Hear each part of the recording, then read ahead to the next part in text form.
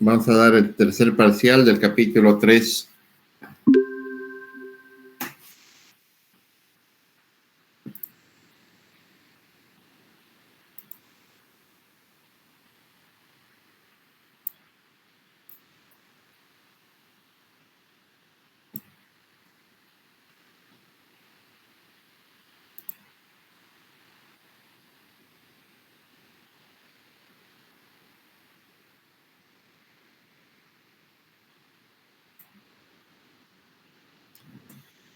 Bien, ahora vamos a ver el capítulo número 4, que es el penúltimo capítulo que vamos a ver. Que al igual que los anteriores, es un capítulo muy importante en cuanto a lo que hace a la preparación del trabajo de investigación, y llámese monografía, llámese tesis, llámese otra cosa. Ingeniero, buenas noches. ¿Este sería el último tema? No, el penúltimo. Penúltimo tema. ¿Está grabando, ingeniero?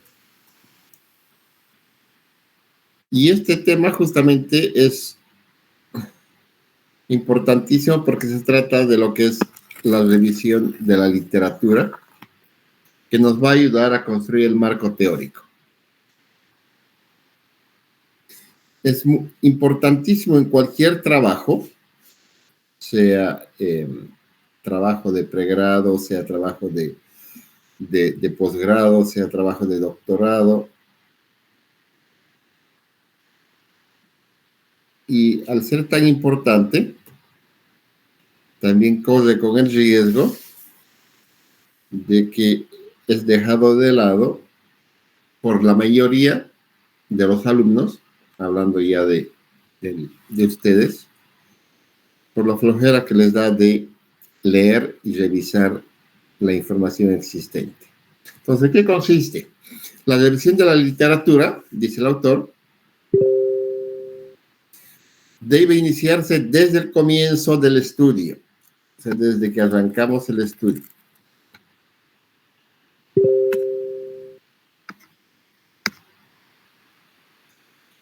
Porque el conocimiento que nos brinda es útil, es primordial para plantear el problema de investigación. Nos va a permitir poder plantear cuál es el problema. Y una vez que hemos planteado el problema, nos va a servir luego para refinarlo, es decir, para mejorarlo y para darle el contexto adecuado de acuerdo a lo que está avanzando nuestra investigación o nuestro trabajo. Bueno, lo primero que tenemos que entender es qué es el desarrollo de la perspectiva teórica. Y en realidad son dos cosas. Primero, es un proceso. Y segundo, es un producto. Cuando hablamos de proceso, se está considerando es que nos vamos a adentrar en el conocimiento existente y que esté disponible.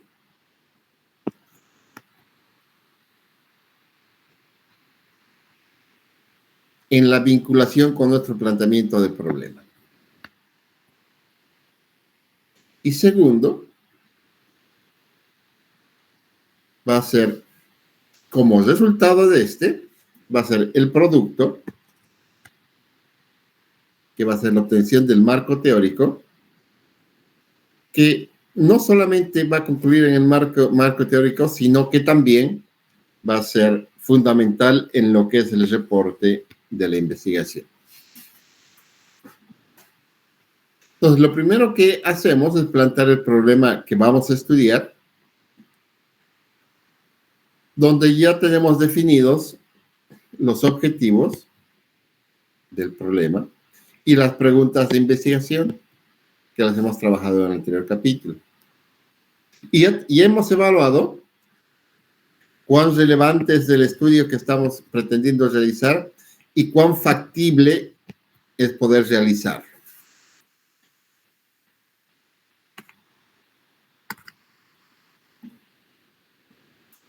Por lo tanto, el siguiente paso consiste en sustentar teóricamente el estudio. Lo que en este libro denominamos desarrollo de la perspectiva teórica. Entonces, de lo que se trata es cómo vamos a sustentar teóricamente el estudio que pretendemos hacer. Por otro lado, también, no sé qué color es. Es importante aclarar que el marco teórico no es lo mismo que la teoría. Esto significa que no todos los estudios que incluyen un marco teórico tienen que fundamentarse en una teoría. Cuando hablamos de teoría, estamos hablando de la teoría de la relatividad, por ejemplo. Pero no necesariamente nuestro estudio, que va a tener un marco teórico, va a fundamentarse en una teoría. No es condición. La perspectiva teórica proporciona una visión sobre dónde vamos a situar el planteamiento propuesto dentro del campo de conocimiento en el cual nos vamos a mover. Como dijo Mertens, la perspectiva teórica señala cómo encaja la investigación en el conjunto general, en el big picture, en la película completa, de lo que se conoce sobre un tema o un tópico estudiado. Entonces, si el tema ya ha sido estudiado, ya lo conocemos, con nuestra investigación, cómo encaja dentro de los estudios previos que ya se han hecho. Pero no solamente puede encajar en los estudios que ya se han hecho, sino que también puede suministrar ideas nuevas a los estudios que ya se han hecho y es útil para compartir los descubrimientos recientes de otros investigadores. Entonces, ¿cuáles son las funciones del desarrollo de la perspectiva teórica? En general, el autor destaca 7 funciones de lo que es la perspectiva teórica. La primera es que nos va a ayudar a prevenir o a evitar errores que ya se han cometido en otras investigaciones. Entonces, como nos vamos a adentrar en ese campo del conocimiento, vamos a hacer una revisión de la literatura. Ahí vamos a encontrar todo lo bueno, todo lo malo que se hizo. En qué se equivocaron, en qué no se equivocaron, qué hicieron bien, qué hicieron mal.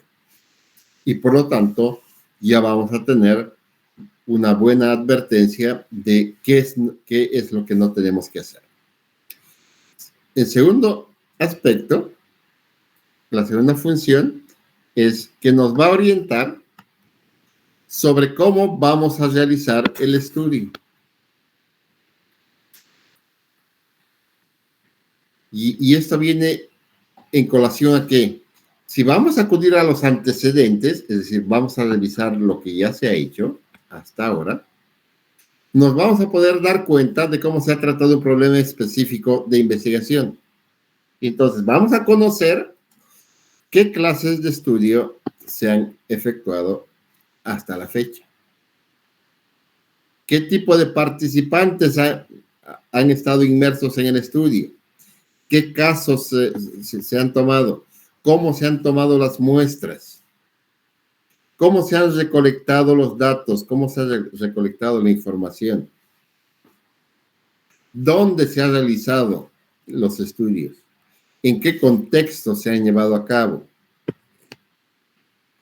Y también vamos a poder conocer qué diseños se han utilizado para realizar los diferentes tipos de estudio que se hayan podido realizar sobre el tema que yo estoy pretendiendo reestudiarlo o estudiarlo nuevamente. En tercer lugar, como tercera función, es que nos va a ampliar, nos va a dar mayores conocimientos en el horizonte del estudio, o nos va a ampliar nuestras guías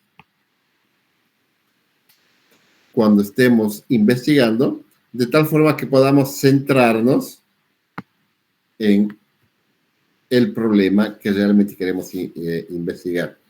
Y que nos va a ayudar a evitar que nos desviemos sobre nuestro planteamiento original.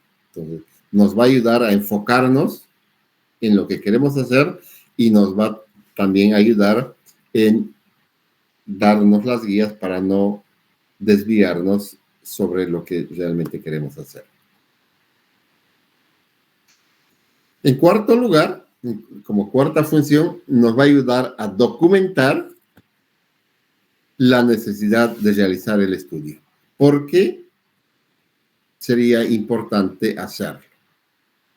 En quinto lugar, nos va a ayudar, nos va a conducir a que podamos definir nuestras hipótesis o las afirmaciones que queramos corroborar, que más tarde, cuando estemos ya desarrollando nuestro estudio, las tenemos que someter a prueba en la realidad, a través de las pruebas empíricas. Por lo tanto, nos va a ayudar a no establecerlas por razones bien fundamentadas. Como sexta función, nos va a ayudar, nos va a inspirar en nuevas líneas y en nuevas áreas de investigación. Como vamos a ver más adelante, hay diversos avances en los estudios, tal vez ya se ha profundizado demasiado en los estudios, o en el extremo apenas recién se está empezando a estudiarlos. Y por lo tanto, esa revisión nos va a permitir a ver qué reenfoque puedo darle yo a los estudios y qué áreas puedo investigar, que ya no se hayan investigado ya. Y como última función, nos va a proporcionar un marco de referencia, nos va a enmarcar dónde tenemos que movernos para no salirnos de ahí, de tal manera de interpretar los resultados del estudio. Aunque podemos no estar de acuerdo con dicho marco, o probablemente no lo vayamos a utilizar para explicar nuestros resultados, este marco nos va a servir por lo menos como punto de referencia.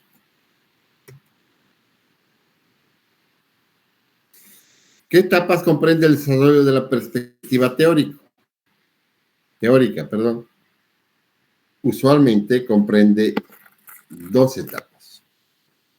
La primera etapa es la revisión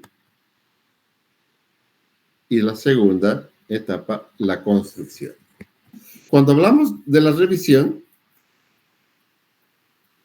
esta revisión analítica de la literatura nos va a implicar detectar, consultar y obtener la bibliografía o las referencias y otros materiales de donde vamos a extraer o vamos a recopilar la información relevante y necesaria para enmarcar nuestro problema de investigación. Entonces, por eso es que es fundamental hacer una revisión de la literatura. Pero para hacer esta revisión, tenemos que ser lo más selectiva posible porque hay muchísima información. Y entonces tenemos que ser muy selectivos en buscar esta información para no perder el tiempo buscando y buscando y buscando. ¿Y por qué tenemos que ser selectivos? Porque cada año se publican en el mundo miles de artículos, no cientos, miles de artículos. Y la segunda etapa es que nos va a permitir, a través de la revisión de la literatura, construir nuestro marco teórico. Lo que nos puede ayudar en adoptar cuál es la teoría que vayamos a demostrar.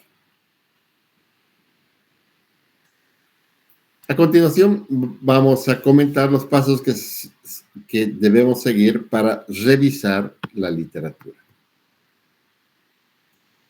Entonces, ¿cómo iniciamos la revisión de la literatura? Esta puede iniciarse directamente con el acopio o con la recolección de las referencias o el acopio de las fuentes primarias. Y esto va a ocurrir cuando el investigador conoce dónde voy a encontrar la información. Y para saber dónde voy a encontrar esa información, lógicamente tengo que estar muy familiarizado, tengo que conocer a fondo el campo de estudio que pretendo analizarlo con mayor detalle. Entonces, si ya conozco el tema y sé dónde están ubicadas, voy a tener un acceso más fácil a esta información. Y lógicamente, ¿dónde puedo encontrar? Si conozco dónde están ubicados, lo voy a poder utilizar o encontrar este material, ya sea en las bibliotecas, en las filmotecas, en las hemerotecas o en los bancos de información. Pero normalmente no sucede de esta forma. Es decir, no siempre, o mejor dicho, en la mayoría de los casos, no estamos muy familiarizados con el tema que queremos investigar. Por lo tanto, no somos expertos en el tema o disponemos de recursos limitados para encontrar esa información. En este caso, es recomendable iniciar la revisión de la literatura consultando a uno o varios especialistas en el tema. Entonces, si encuentro algo que me llama la atención, pero del cual no conozco mucho, entonces busco a alguien que sepa algo del tema. Y a él le pido consejo. ¿Y quiénes son aquellas personas que pueden conocer del tema? Algún profesor, por ejemplo, de sus maestros que les haya llamado la atención a lo largo de estos 5 más años que están en la universidad. O si no encuentran a nadie, no encuentran alguna buena referencia que les pueda dar una mano, lógicamente la otra opción es buscar en la internet las fuentes primarias, ya sea en centros o en sistemas de información y bases de referencia y datos. Para buscar en la internet, ustedes ya saben que hay hartísima información, miles, o que ustedes cuando hacen una búsqueda encuentran que hay millones de lugares donde hay algo que estaban buscando, ya sea cosas interesantes o cosas rutinarias. Y entonces, para ser selectivos con lo que estamos buscando, tenemos que encontrar algunas palabras clave para buscar o algunos descriptores interesantes que nos describan qué es lo que realmente quiero encontrar o encontrar algunos términos de búsqueda que realmente me aproximen a lo que estoy buscando y de tal forma de tratar de ser lo más selectivo posible en la información y que no aparezcan millones de referencias, sino que cada vez vayan apareciendo menos y sea más fácil encontrar la información que estoy buscando. Entonces, estas palabras clave, estos descriptores o estos términos de búsqueda deben ser distintivos, algo que distingan del problema de estudio. Lógicamente, ¿de dónde vamos a sacar estas palabras clave, estos descriptores o estos términos de búsqueda? Los vamos a extraer de la idea, del tema o del planteamiento del problema que ya lo hemos estado trabajando. Para este último, para este planteamiento del problema, se requiere hacer algunas lecturas preliminares que lo afinen y lo completen. Los expertos también nos pueden ayudar a seleccionar tales palabras. Si los términos son vagos y generales,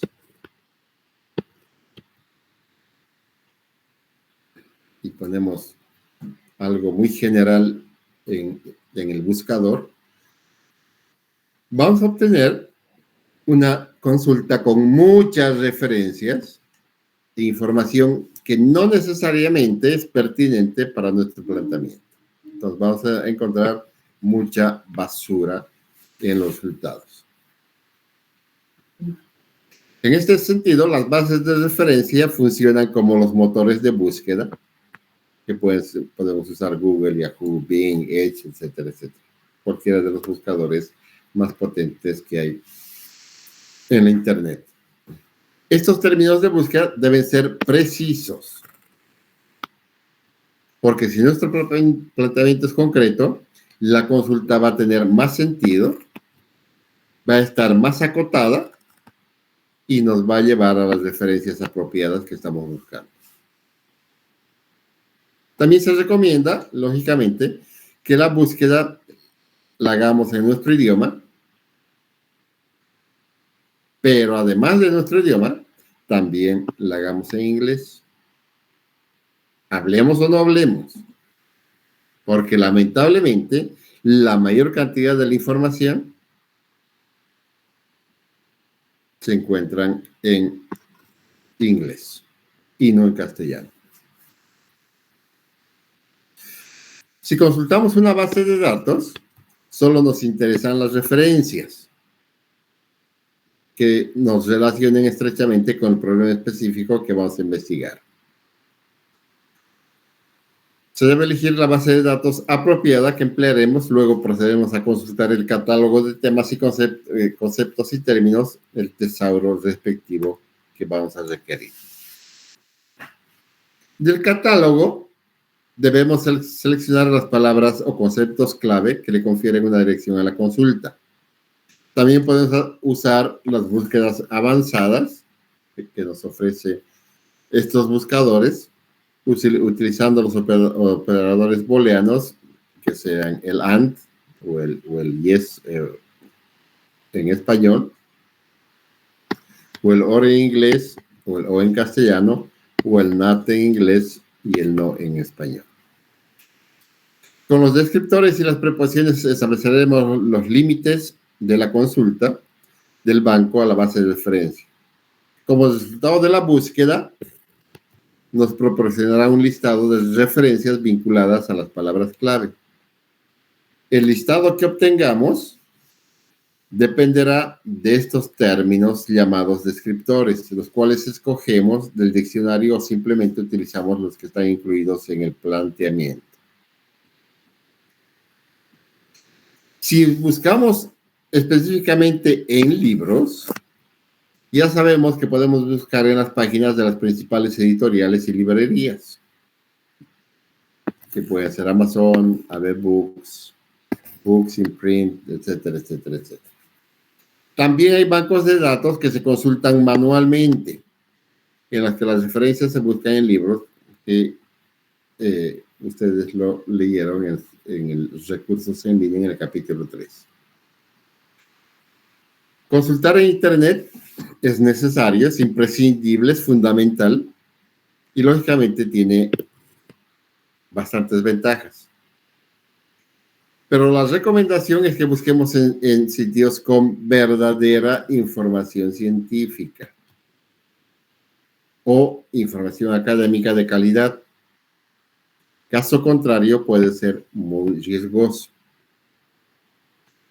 Y la recomendación es que no acudamos a sitios con fuerte uso comercial, porque vamos a encontrar mucha basura. Una vez que hemos identificado las fuentes primarias, es necesario encontrarlas, es necesario localizarlas. ¿Y dónde las podemos encontrar? En las bibliotecas físicas y electrónicas, en las filmotecas, en las hemerotecas, en las bibliotecas u otros lugares donde se encuentran. También podemos encontrarlos en artículos de revistas científicas donde normalmente hay que comprarlas porque no son de acceso gratuito. Si las compramos, lógicamente las tenemos que descargar en nuestra computadora y las guardamos, las almacenamos para posteriormente consultar y extraer la información. Perdón, si son libros comprados en internet, lógicamente primero tenemos que estar pendientes para que lleguen a nuestras manos. Como vivimos normalmente alejados del mundo, aquí en Bolivia, y es muy difícil que lleguen las cosas, sobre todo en tiempos rápidos y con costos bajos, la gran ventaja es comprar los ebooks, ¿no? Los mismos libros, pero que podamos descargarlos por internet. No los tendremos en físico, pero los tendremos en un archivo, ya sea en PDF o en cualquier otro formato. ¿Cómo consultar la literatura? Una vez que hemos localizado físicamente las referencias, la literatura de interés, tenemos que proceder a consultarlas, tenemos que empezar a leerlas. Y el primer paso consiste en seleccionar las que nos van a ser de utilidad para nuestro marco teórico y específico, y lógicamente a desechar las que no nos sirven, las que no nos van a ayudar en nada. En todas las áreas del conocimiento, las fuentes primarias más consultadas y las más utilizadas para elaborar los marcos teóricos son los libros, los artículos de revistas científicas y ponencias o trabajos presentados en congresos, simposios y eventos similares. Son los que más nos van a ayudar porque son temas que se los ha trabajado en forma científica y son temas más específicos. ¿Y por qué son las más consultadas y las más utilizadas? Porque en general estas fuentes son las que van a sistematizar en mayor medida la información, van a profundizar más el tema que están desarrollando y lógicamente son mucho más especializadas que cualquier otro documento que podamos encontrar en la internet. Creswell recomienda confiar en la medida de lo posible en artículos de revistas científicas que son evaluadas críticamente por editores y dictaminadores expertos antes de ser publicados. Entonces, si tenemos el acceso a revistas científicas y también disponemos de los recursos para poder comprar los artículos que no necesariamente sean de acceso gratuito, entonces vamos a tener mayor probabilidad de éxito porque estamos justo en el sitio donde la ciencia se está desarrollando y está siendo revisada y está siendo evaluada por los científicos más expertos en las diferentes temáticas. Con el propósito de seleccionar las fuentes primarias que servirán para elaborar el marco teórico, es recomendable hacerse las siguientes preguntas. ¿La referencia se relaciona con mi problema de investigación? Sí, es que no sirve. Y si nuestra respuesta es sí, la siguiente pregunta es, ¿cómo se relaciona? Luego, ¿qué aspectos trata? La tercera, ¿ayuda a que se realice más rápido y profundamente mi estudio? O sea, esa información me va a ayudar a realizar en forma más rápida mi estudio y me va a ayudar a profundizarlo. ¿Desde qué óptica y perspectiva aborda el tema? Desde la forma psicológica, desde la forma antropológica, desde la forma sociológica, de la forma médica, de la forma legal, de la forma económica, de la forma de la comunicación, de la forma administrativa, de la forma ingenieril, etcétera, etcétera, etcétera. Entonces, con esas respuestas vamos a poder seleccionar y decir, esta es una de las informaciones que realmente me sirve. Para analizar las referencias, recordemos que debemos tomar en cuenta la cercanía o similitud de nuestro planteamiento, es decir, cuán útil está esa información respecto al planteamiento del problema que estamos queriendo investigar. ¿Qué semejanzas tienen con nuestro método? ¿Qué semejanzas tienen con la recolección de nuestras muestras? ¿Cuándo han sido publicadas o cuándo han sido difundidas? Y lógicamente, mientras más actuales son, es mucho mejor. Que consiste en una investigación empírica, es decir, que la recolección y se haya realizado el análisis de datos, y que el estudio se haya hecho con el rigor exigido y con la calidad exigida. Ya sea si los estudios han sido cuantitativos, han sido cualitativos o han sido del tipo mixto. ¿Qué información o qué contenido extraemos de las referencias? A veces extraemos una sola o otras veces extraemos varias ideas. En otras ocasiones solamente extraemos una cifra, un resultado o muchos comentarios que nos van a ayudar.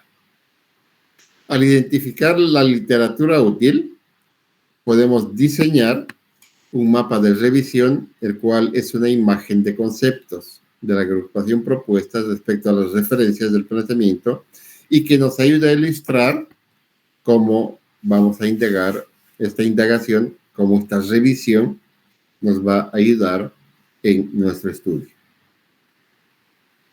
Cuando ya hayamos recopilado y hayamos reunido la literatura que hemos considerado para la elaboración del mapa de nuestra revisión, también debemos empezar a generar los resúmenes de los artículos y documentos más relevantes, y no solamente resumirlos, sino extraer las ideas, las cifras y los comentarios que más consideramos que nos van a ayudar en nuestra investigación. Estos resúmenes y esta información, es decir, estas ideas, estas cifras, estos comentarios, lo vamos a combinar luego en la construcción de nuestro marco teórico. Y entonces, ¿qué nos va a revelar la revisión de la literatura o qué nos puede revelar la revisión de la literatura?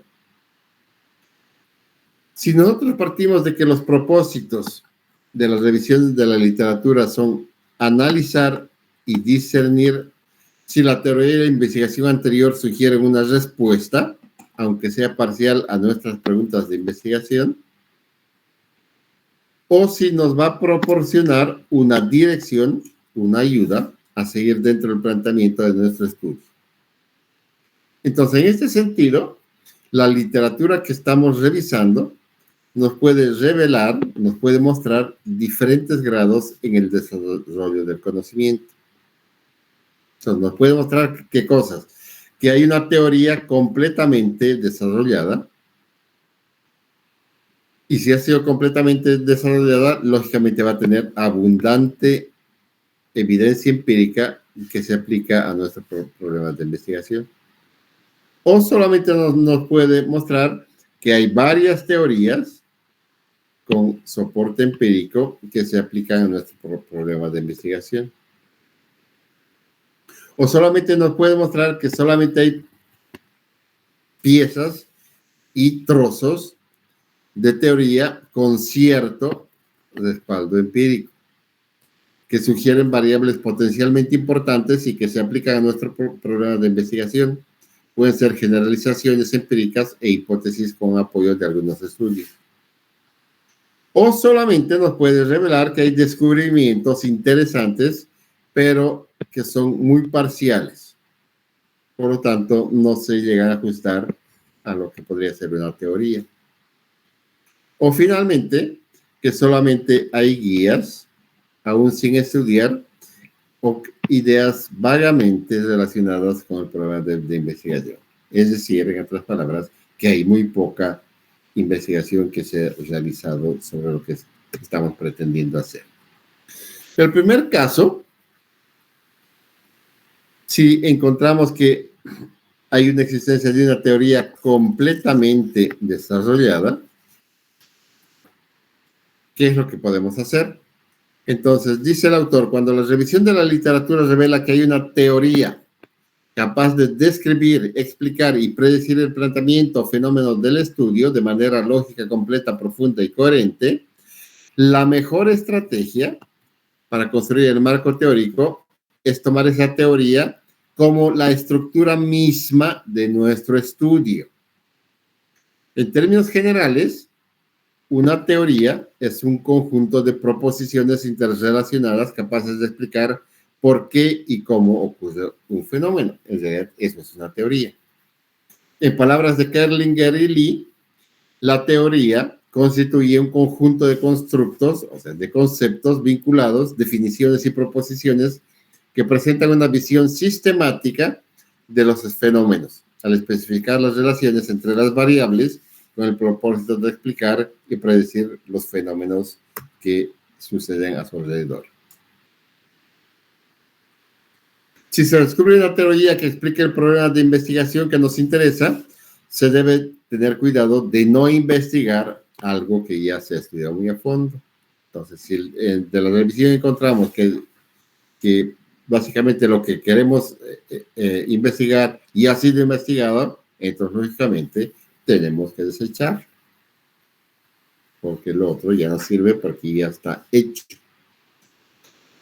Imaginemos que alguien pretende realizar una investigación para someter a prueba la siguiente hipótesis referente al sistema solar. Las fuerzas centrípetas tienden a los centros de cada planeta. Newton, 1984, página 61.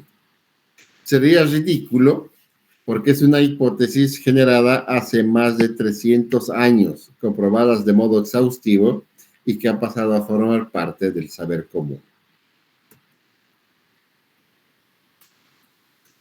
Si encontramos una teoría muy sólida que explique el planteamiento de interés, lo que podemos hacer no es decir ya no hay nada que hacer, sino le podemos dar un nuevo enfoque a nuestro estudio. Es decir, le damos la vuelta y decimos, a ver, si yo lo analizo desde este punto de vista, ¿qué obtengo? A partir de lo que ya está comprobado, plantear otras interrogantes de investigación, obviamente aquellas que no ha podido resolver la teoría. O bien nos ocupamos de profundizar y ampliar elementos de la teoría y visualizar nuevos horizontes. También podemos encontrar una buena teoría, pero que aún no está 100% comprobada o que no se ha aplicado a nuestro contexto. De ser así, resultaría de interés someterla a prueba empírica. En otras situaciones, en otras condiciones. Por ejemplo, una teoría de las causas de la satisfacción laboral formulada en Japón que deseamos probar en Argentina o en Brasil. o una teoría de los efectos de la exposición a contenidos sexuales en la televisión que únicamente se haya investigado en adultos y no así en adolescentes. Segundo, si la revisión de la literatura nos revela que hay la existencia de varias teorías aplicables a nuestro programa de investigación, podemos elegir una de esas teorías que han sido investigadas y basarnos en este para edificar el marco teórico, desglosando la teoría de manera cronológica, o bien solamente tomar algunas partes de algunas de todas o de algunas de esas teorías o de todas esas teorías. En la primera solución, si tomamos algunas, elegimos la teoría que reciba una evaluación más positiva y que se aplique de una mejor manera a nuestro problema de investigación. En la segunda situación, si tomamos todas las teorías, se tomaría de las teorías solo aquellas que se relacionan con el problema, con nuestro problema de estudio. En estos casos, antes de trazar un marco teórico, conviene bosquejarlo, analizarlo y decidir qué se va a incluir de cada teoría, procurando no caer en contradicciones lógicas. Si la revisión de la literatura nos revela que hay la existencia de piezas y trozos de teorías, o sea que hay generalizaciones empíricas, a veces solo se obtienen generalizaciones empíricas, es decir, proposiciones que han sido comprobadas en la mayor parte de las investigaciones realizadas. Entonces, ¿qué es lo que podemos hacer? Es construir una perspectiva teórica más que adoptar o adaptar una o varias teorías. O podemos, si cuando encontramos que hay solamente generalizaciones empíricas, lo que podemos hacer es organizar el marco teórico para cada una de las variables del estudio, de esas generalizaciones. Estas generalizaciones empíricas que se descubren en la literatura constituyen, o se van a constituir, la base en las que vamos a formular nuestras hipótesis, que las vamos a someter a prueba, y a veces son las hipótesis mismas de nuestro estudio. En cuarto lugar, si la revisión de la literatura solamente nos permite descubrir interesantes pero parciales que no se ajustan a una teoría como tal, en la literatura podemos encontrar que no hay teorías ni generalizaciones empíricas, sino solamente algunos estudios previos vinculados relativamente con nuestro planteamiento. O sea que no hay mucha información que nos pueda ayudar.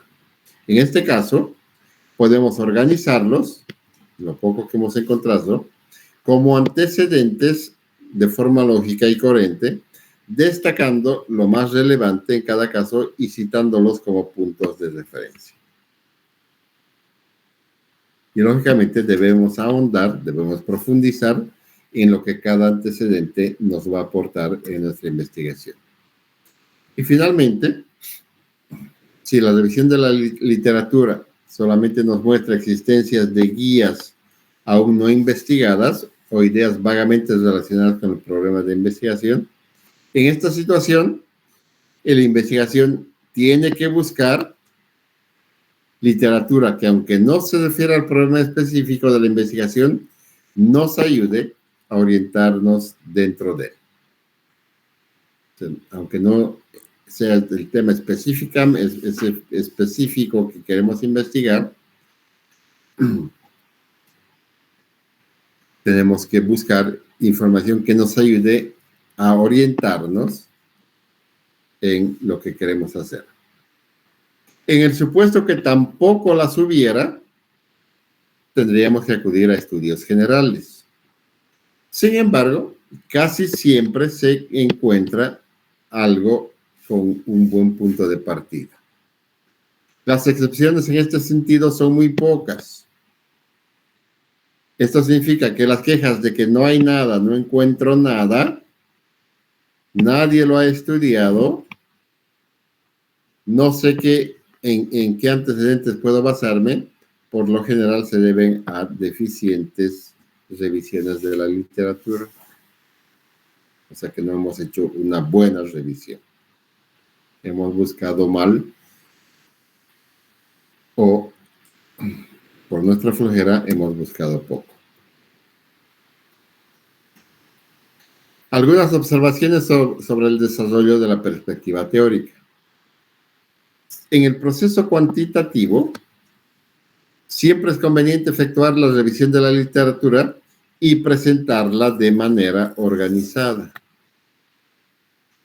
Si nuestra investigación tiene objetivos evaluativos, o sea que vamos a evaluar algo o vamos a hacer una medición específica de algo, es recomendable revisar lo que ya se ha hecho antes. Es decir, cómo lo han hecho antes, si no hay antecedentes en ella, cómo se han efectuado en otros lugares similares, qué problemas se tuvieron, cómo resolvieron esos problemas y qué información relevante fue excluida, no fue tomada en cuenta. Si nuestra investigación tiende a mejorar los procesos o a desarrollar algunos algoritmos o a generar nuevas tecnologías y productos, parte de la revisión de la literatura consiste en considerar y en evaluar los antecedentes, procesos, algoritmos, tecnologías o productos, recordando que el planteamiento implica analizar en qué variables puedo optimizar. Al construir el marco teórico, debemos centrarnos en qué? En el problema de investigación que nos ocupa sin divagar, sin hacer volar nuestra mente en otros temas ajenos al estudio. Es decir, centrarnos en lo que realmente queremos investigar. Esto hace a que un buen marco teórico no es aquel que contiene muchas páginas, sino aquel que trata con profundidad únicamente los aspectos relacionados con el problema que queremos investigar y que nos vincula de manera lógica y coherente los conceptos y las proposiciones existentes en estudios anteriores. Por lo tanto, construir el marco teórico no significa solamente reunir información, sino también unirla e interpretarla. Para esto, la redacción y la narrativa son aspectos importantísimos porque las partes que lo integren deben estar enlazadas y no debe brincarse de una idea a otra. Y aquí también ustedes están en serios líos, en serios problemas, porque como no les gusta leer mucho, no son, en general digo, con pocas excepciones, no son duchos en hacer una buena redacción y en hacer una buena narración. Por lo tanto, siempre van a tener que buscar ayuda en alguien que les ayude a redactar y en alguien que les ayude a narrar su documento.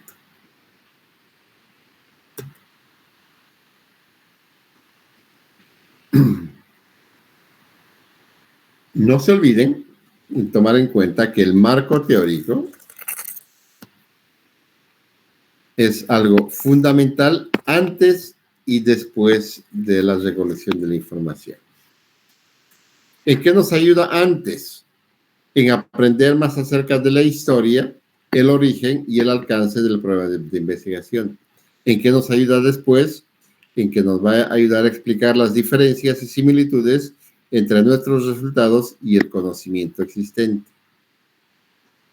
¿En qué nos ayuda antes? En conocer qué métodos se han aplicado exitosa o erróneamente para estudiar el problema específico o los problemas relacionados. ¿Y en qué nos ayuda después? En que nos va a ayudar a analizar formas y cómo podemos interpretar los datos. ¿En qué nos ayuda antes? Saber qué respuestas existen actualmente para las preguntas de investigación. ¿Y qué nos ayuda después?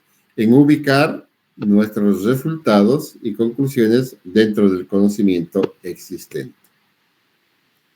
Que nos ayuda antes en identificar las variables que requieren ser medidas y observadas, además de cómo han sido medidas y observadas. Posteriormente nos va a ayudar en construir nuestra teoría y en explicar nuestras conclusiones. Antes nos va a ayudar en decidir cuál es la mejor manera de recolectar los datos que necesitamos y dónde podemos conseguirlos. Posteriormente nos va a ayudar a desarrollar nuevas preguntas de investigación y a desarrollar nuestras hipótesis. Antes nos va a ayudar a cómo resolver, cómo podemos analizar los datos, a cómo podemos plantear y sugerir las hipótesis y cómo podemos justificar la importancia de nuestro estudio. ¿Qué método podemos seguir para organizar y construir el marco teórico? Una vez extraída y recopilada la información que nos interesa para nuestro programa de investigación, podemos empezar a elaborar el marco teórico, el cual va a estar basado en la integración de la información que hemos recopilado.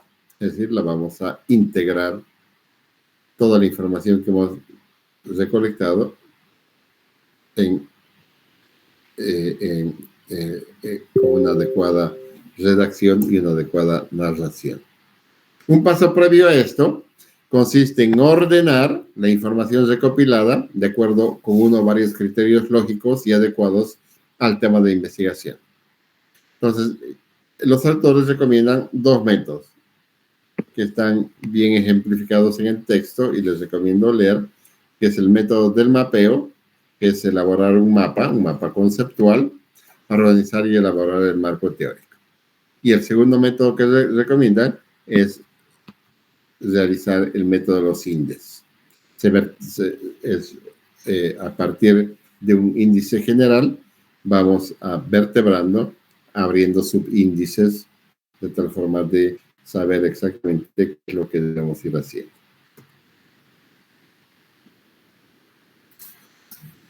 El método del mapeo para construir el marco teórico implica elaborar un mapa conceptual y con base en este profundizar en la revisión de la literatura y el desarrollo del marco teórico como tal. Como todo mapa conceptual, su claridad y su estructura dependen de lo que seleccionemos los términos adecuados, lo que a su vez va a estar relacionado con el planteamiento que queremos enfocar. Si usamos el método por los índices para construir el marco teórico, primero tenemos que desarrollar un índice tentativo que sea global y que sea general e irlo afinando hasta que sea sumamente específico. Luego se coloca la información de referencias en el lugar correspondiente dentro del esquema. Por lo tanto, va a estar vertebrado a partir de un índice general. Les recomiendo revisar los dos ejemplos de estos dos métodos en el libro para que tengan una idea cabal de cómo hacerlo mejor. Como uno de los aspectos fundamentales de la revisión teórica es en ir definiendo cuáles son las referencias que estoy usando en mi investigación, y esas tengo que mostrarlas en mi documento, la pregunta es, ¿cuántas referencias deben usarse para el marco teórico? Y este depende del planteamiento del problema, el tipo de informe que estamos elaborando y el área en el cual nos estamos situando. Y además, lógicamente, del presupuesto con el que contamos. Algunos parámetros generales de la revisión de literatura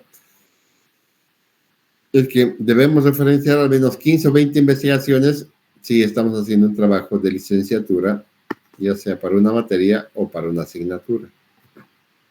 De 20 a 30 referencias en una tesina. De 25 a 35 referencias en una tesis de licenciatura. De 30 a 40 referencias en una tesis de maestría. De 40 a 60 en un artículo para una revista científica. Y de 60 a 120 referencias en una tesis doctoral. Estos son algunos aspectos mínimos de lo que deberíamos referenciar. Lógicamente, estas referencias deben estar directamente vinculadas con el planteamiento del problema. No es llenar por llenar, digamos. En el caso de ustedes, si necesitan hacer una tesis o una monografía y necesitan al menos 20 o 30 referencias, no es agarrar las referencias para llenarlas, sino que estas tienen que estar directamente vinculadas con el planteamiento de su problema. ¿Qué tan extenso debe ser el marco teórico? Y en general se recomienda de 6 a 12 planas en un artículo para una revista científica, de 8 a 15 planas en las propuestas de tesis, ya sean para licenciaturas o para maestrías, de 20 o 40 en una tesis de licenciatura o de maestría, y de 40 a 50 planas en una disertación doctoral. Una tendencia es que el marco teórico sea breve y sea concreto, pero que sea sustancial.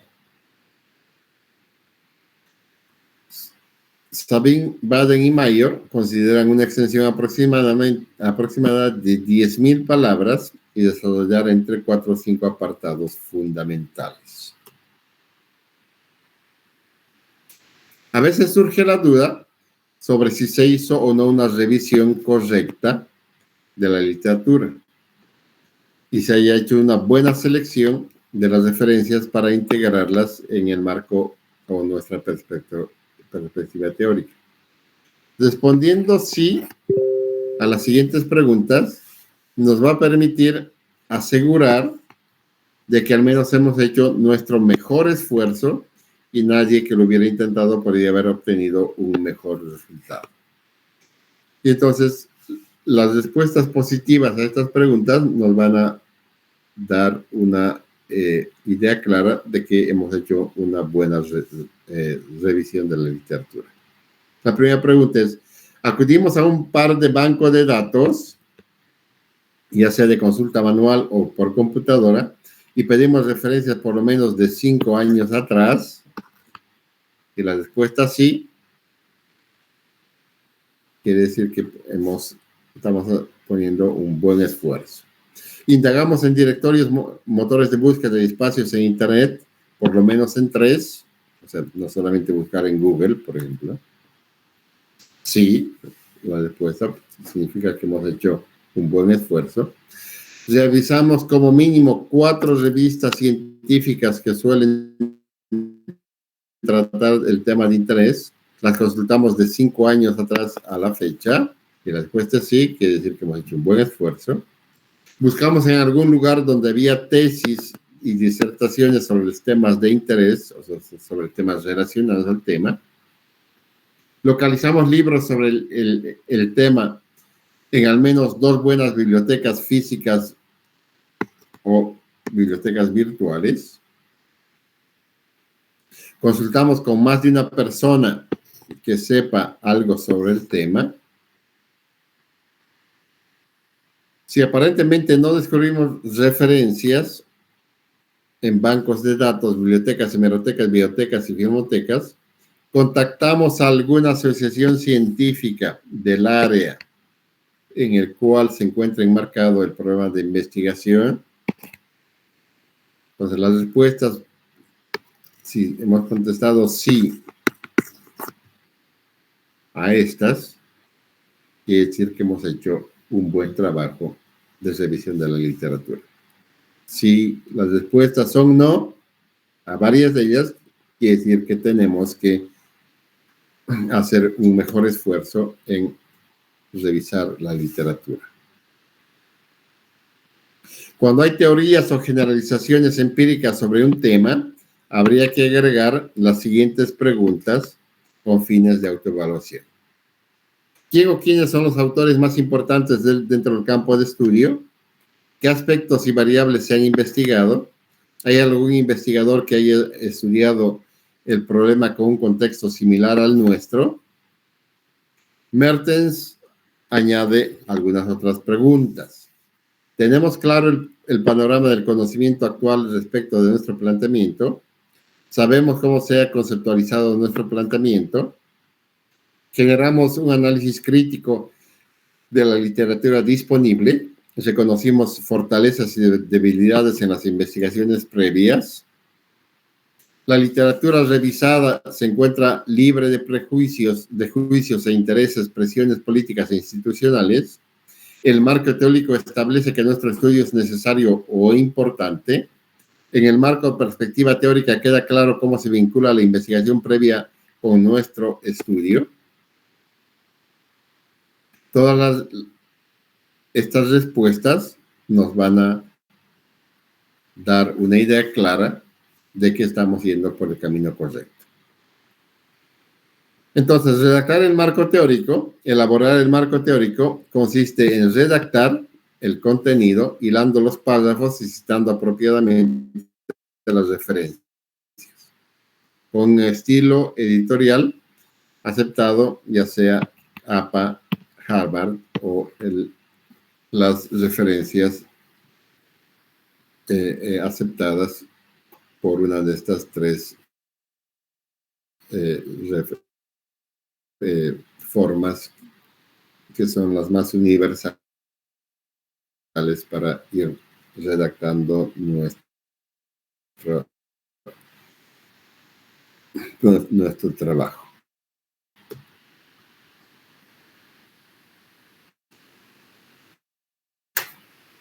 Bien, jóvenes, con eso terminamos el capítulo 4.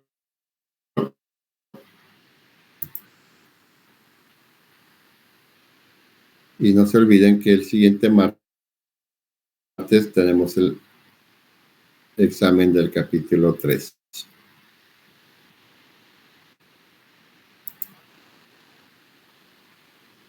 ¿Alguna pregunta? Como sé que no hay ninguna, y además hay poquísimos alumnos. Gracias, ingeniero. Buenas noches, ingeniero.